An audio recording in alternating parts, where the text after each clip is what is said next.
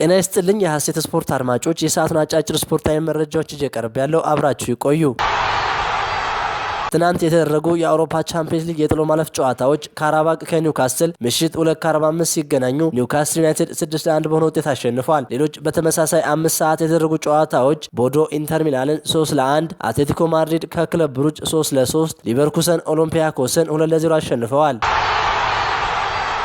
ትናንት በተደረገ የእንግሊዝ ፕሪሚየር ሊግ መሪው አርሰናል ከወልቭስ ጋር ያደረገውን ጨዋታ በአቻ ውጤት አጠናቋል። የመድፈኞቹ ዋና አሰልጣኝ ሚኬል አርቴታ ከወልቭስ ጨዋታ መጠናቀቅ በኋላ በሰጡት አስተያየት በጣም ያሳዝናል ሲሉ ተደምጠዋል። ውጤቱን መቀበል ያስፈልጋል ያሉት አሰልጣኝ ሚኬል አርቴታ ይገባናል የሚል ምላሽ ሰጥተዋል። ቡድኑ የሚጠበቀውን እንቅስቃሴ እንዳላሳየ የተናገሩት አሰልጣኙ ሊጉን እንድናሸንፍ የሚያደርግ ብቃት አላሳየንም ብለዋል። ትናንት ምሽት 5 ሰዓት ላይ ከወልቭስ ጋር ያደረገውን ጨዋታ 31ኛ ሳምንት ላይ የሚደረግ የነበረ ቢሆንም መጋቢት 13 2018 ከማንቸስተር ሲቲ ጋር ባለበት የካራባኦ ካፕ የፍጻሜ ጨዋታ ምክንያት ጨዋታው ቀደም ብሎ እንዲደረግ ሆኗል። በሳምንቱ መጨረሻ ከሚደረጉ ጨዋታዎች ከወራጅ ቀጠና 2 ደረጃዎች ብቻ ከፍ ብሎ የሚገኘው የሰሜን ለንደኑ ክለብ ቶተንሃም በሜዳው አርሰናልን የሚያስተናግድበት የሰሜን ለንደን ደርቢ ተጠባቂ ነው። አርሰናል ባለፉት 10 ጨዋታዎች ከቶተንሃም ጋር ያደረገ ሲሆን 8 ጊዜ አሸንፎ 1 ጊዜ አቻ 1 ጊዜ ተሸንፈዋል። ቶተንሃም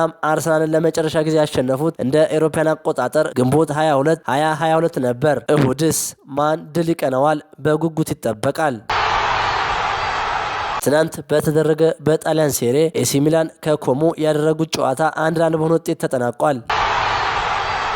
የአውሮፓ እግር ኳስ ማህበር በቤኔፊካና በሪያል ማድሪድ ጨዋታ ዙሪያ የቀረበለትን ይፋዊ ሪፖርት በመፈተሽ ላይ መሆኑን ይፋ አድርጓል። በጨዋታው ላይ የተፈጠሩ ክስተቶችን ሪፖርቱን ከተመለከተ በኋላ ወደ መመርመር እንደሚሄድ ማህበሩ አስታውቆ እንደነበር ይታወሳል። ማህበሩ በብራዚላዊ የሪያል ማድሪድ ኮከብ ላይ ደረሰ የተባለውን የዘረኝነት ጥቃት ሊመረምር ነው። ማህበሩ ዛሬ ባወጣው መግለጫ የሪያል ማድሪዱ አጥቂ ቪኒሲየስ ጁኒየር የቤኔፊካው ጂሊያ ሉካ ማክሰኞ ምሽት ሊዝበን በተካሄደው የሻምፒየንስ ሊግ ጨዋታ ላይ የዘረኝነት ስድብ ሰድቦኛል በማለት ላቀረበው ክስ አድሏዊ ባህሪን በተመለከተ ምርመራ እንደሚያደርግ አስታውቀዋል። ምሽቱን በተደረገው የጥሎ ማለፍ ማጣሪያ የመጀመሪያ ዙር ግጥሚያ ቪኒሲየስ ከቤኔፊካዊ ተጫዋች ጋር ግጭት ውስጥ ከገባ በኋላ ለፈረንሳዊ ዳኛ አቤቱታ ማቅረቡን ተከትሎ ጨዋታው ከ10 ደቂቃ በላይ ተቋርጦ ነበር። ግጭቱ የተፈጠረው ቪኒሲየስ ሪያል ማድሪድን 1-0 አሸናፊ ያደረገችውን ብቸኛ ግብ ካስቆጠረ ከጥቂት ደቂቃዎች በኋላ ነው።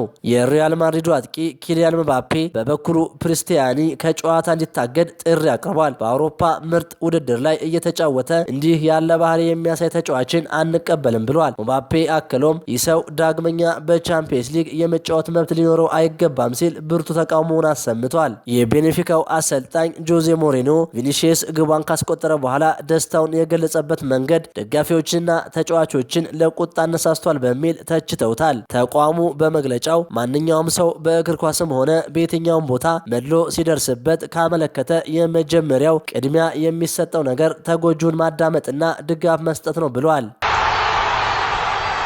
ክቡራን የሐሴት ስፖርት አድማጮች ለሰዓቱ ያስኳቸው አጫጭር ስፖርታዊ መረጃዎች ይህንን ይመስሉ ነበር። ቸር ተመኘን።